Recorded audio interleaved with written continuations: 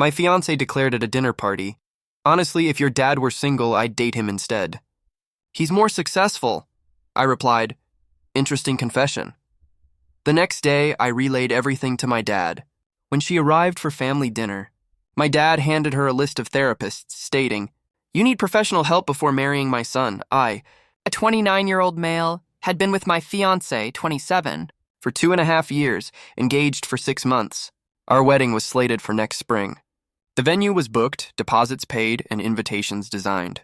We split costs 50-50, with me contributing about $18,000 and her around $12,000. Her parents chipped in $5,000.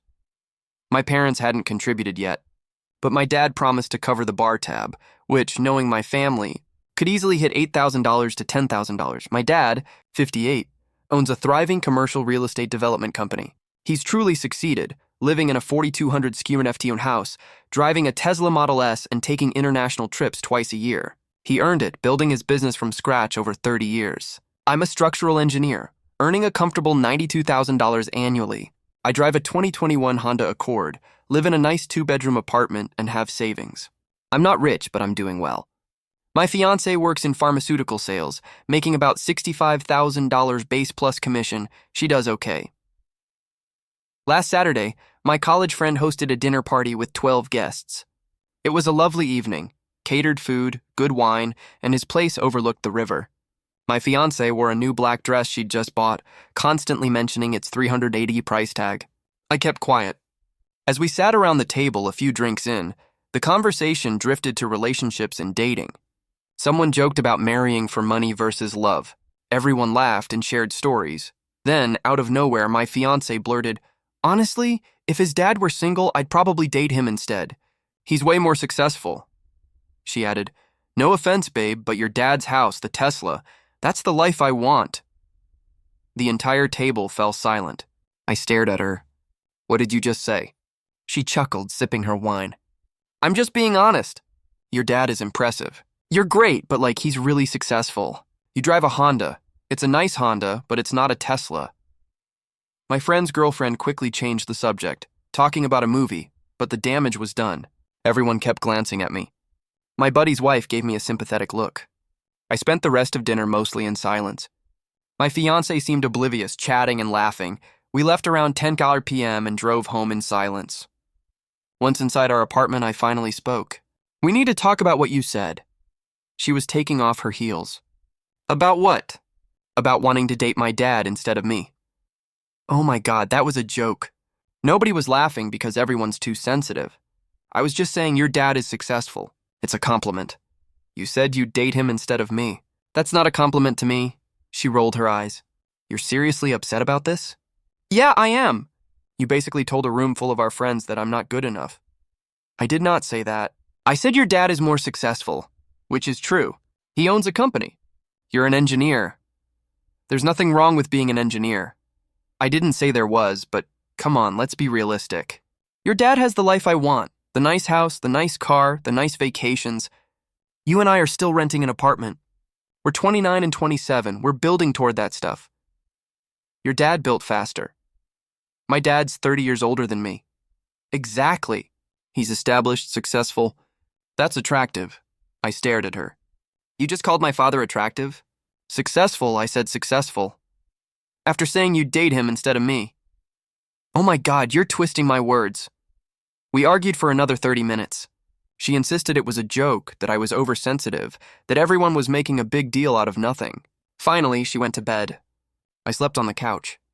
The next morning, she acted completely normal, made coffee, kissed me, and asked what I wanted for breakfast, as if the night before never happened. After she left for work, I called my dad. "Hey, you busy?" "Never too busy for you. What's up?" I told him everything. The dinner party, the comment, the argument, her complete dismissal of my feelings. A long silence followed. "She said that to your face in front of people?" "Yep." "And when you told her it hurt you, she said you're being sensitive?" "Basically." I heard him take a deep breath. "Bring her over for dinner Friday. Tell her it's just regular family dinner." "Don't tell her I know." "What are you planning?" "I'm going to have a conversation with her. One she needs to hear. Trust me on this." "All right." When my fiancé got home, I mentioned dinner at Dad's. Oh, fun! I love going to your dad's house. Should I bring wine? He said not to bring anything. Your dad's so generous. We should really try to get a house like his eventually. I didn't respond. Friday came. She spent an hour getting ready, full makeup, a nice outfit, constantly checking herself in the mirror. Do I look okay? You look fine, just fine. You look great.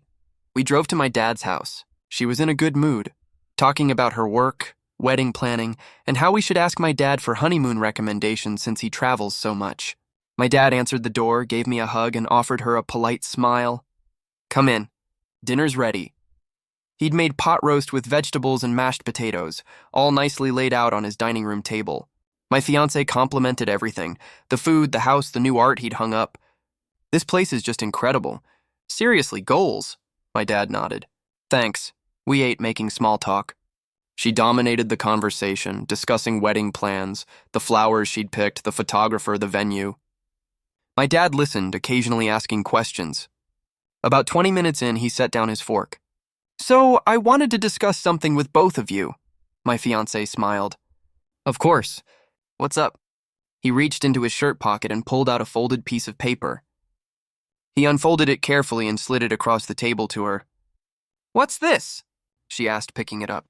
A list of therapists in the area. I've already called and vetted them. They all have availability. I think you should see one before you marry my son. Her smile froze. I'm sorry, what? You need professional help. That list has 5 therapists who specialize in relationships and self-awareness. Pick one, schedule an appointment. She looked at me. Is this a joke? I shook my head. No, she looked back at my dad. Why would I need therapy? Because of what you said at the dinner party last weekend about how if I were single, you'd date me instead of my son because I'm more successful. Her face went white. You told him? Yeah, I said.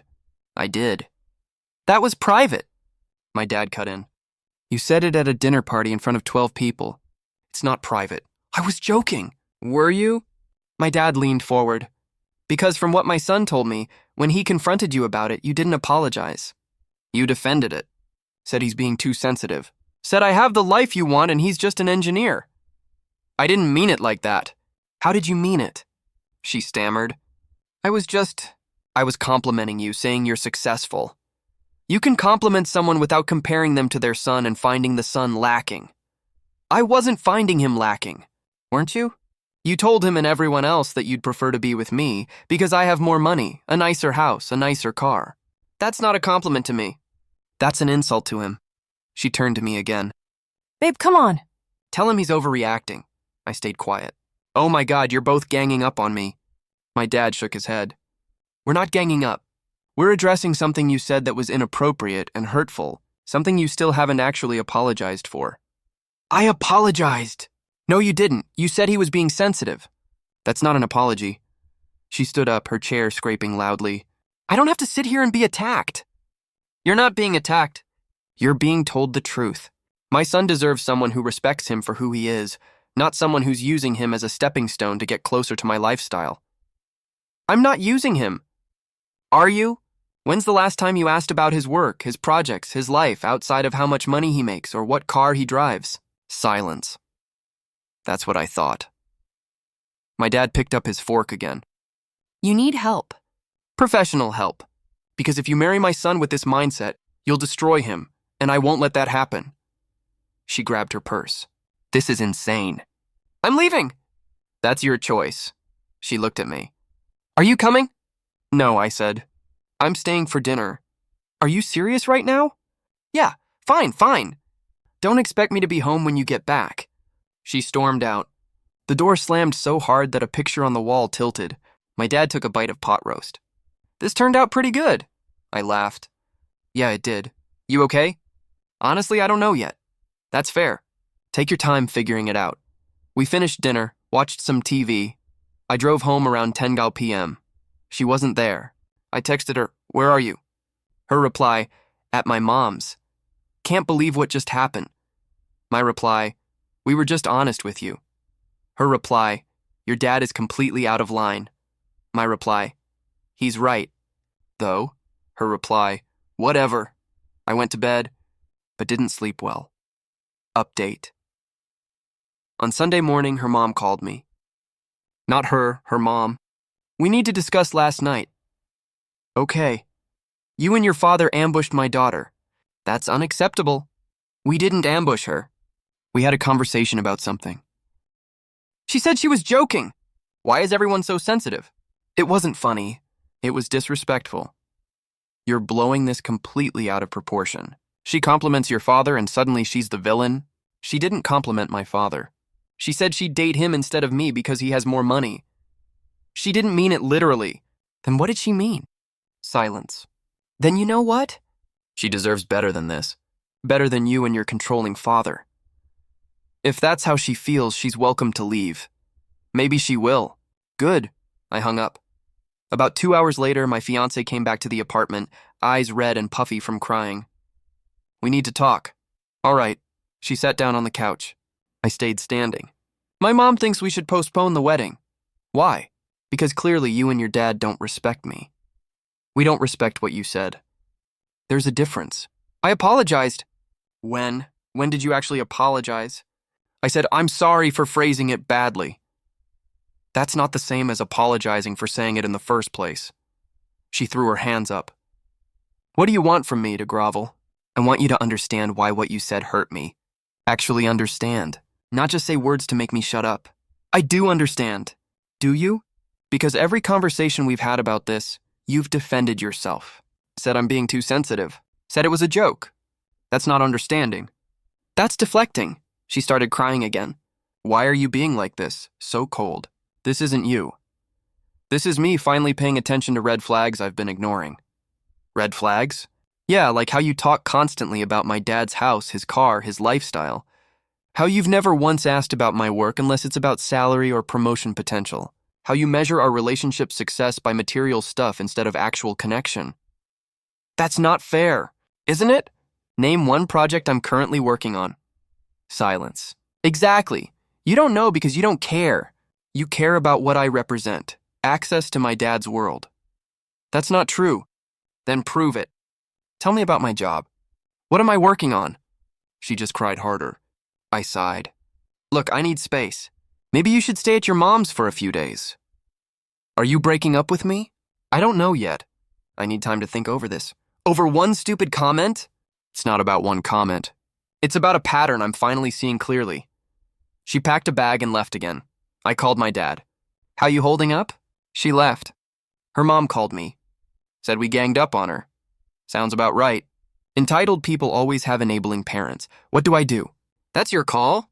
But ask yourself, can you marry someone who sees you as a downgrade from your father? Someone who's waiting for you to become me? I didn't have an answer. Over the next few days, she texted sporadically things like, are you done being mad? And this is getting ridiculous. I didn't respond much. Then the wedding vendors started calling. First, the venue. Hi, your fiancé called about possibly changing the date. We'd need to discuss fees. What? When did she call? This morning. She said you both wanted to postpone due to family issues. I didn't agree to that. Oh, well, she seemed certain. Should we proceed or not change anything yet? Don't change anything yet. I'll call you back. I called her immediately. What are you doing calling the venue?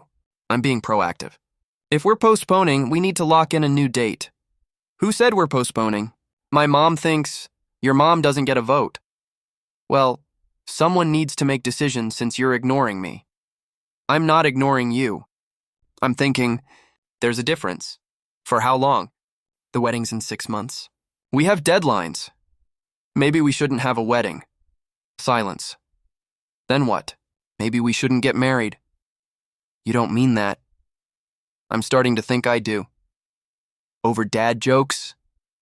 It's not a dad joke. Stop calling it that. You said something hurtful and refused to take responsibility. She hung up on me. About an hour later, her best friend called. What is wrong with you? Excuse me? She's devastated, crying constantly, all because you can't take a joke. It wasn't a joke. She was drunk. She had 3 glasses of wine. That's not drunk.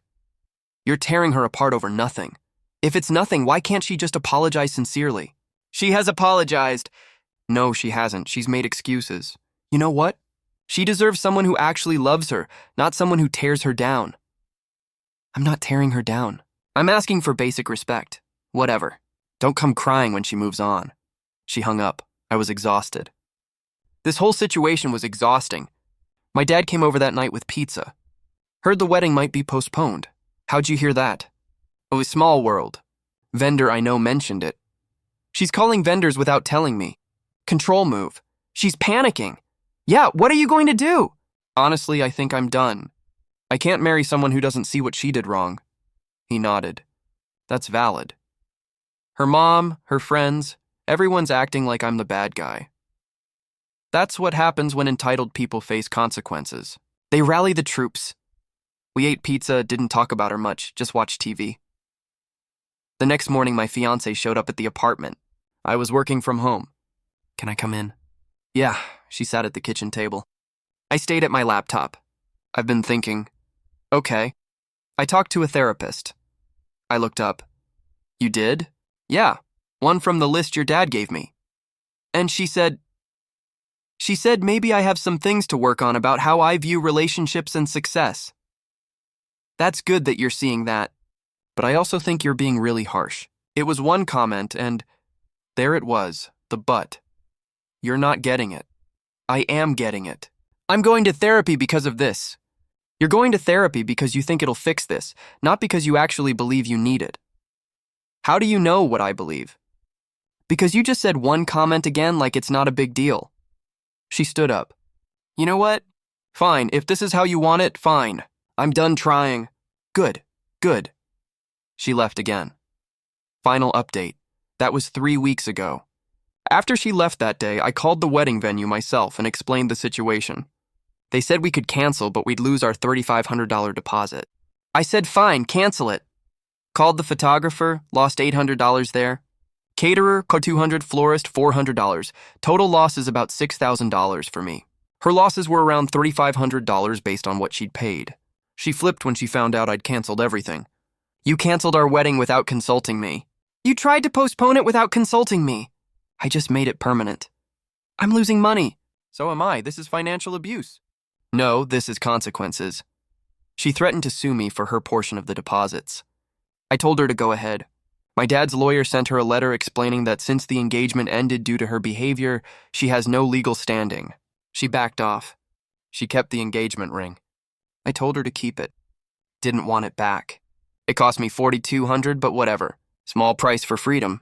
Her mom sent my dad a certified letter demanding he take accountability for ruining her daughter's future. His lawyer responded with a cease and desist for harassment. Haven't heard from them since. Through mutual friends, I heard she's already dating someone new. Some finance bro with a Porsche. Good for her. Hope he's successful enough. My dad and I have dinner every week now. Last week he asked how I'm doing. Good. Better than I thought. You made the right call. Think so? Yeah, she wanted a lifestyle, not a partner. He's right. Looking back, all the signs were there. The comments about my car, the obsession with his house, the way she'd get excited talking about future money, but bored talking about actual life. I ignored it because I loved her, or thought I did. Maybe I just loved the idea of her. The therapist list is still on his fridge. A reminder, he says, some people need help. Most won't take it. True, I'm not dating yet. Not ready. My buddy's wife offered to set me up with someone, but I declined. Need time. The apartment feels emptier, but also lighter.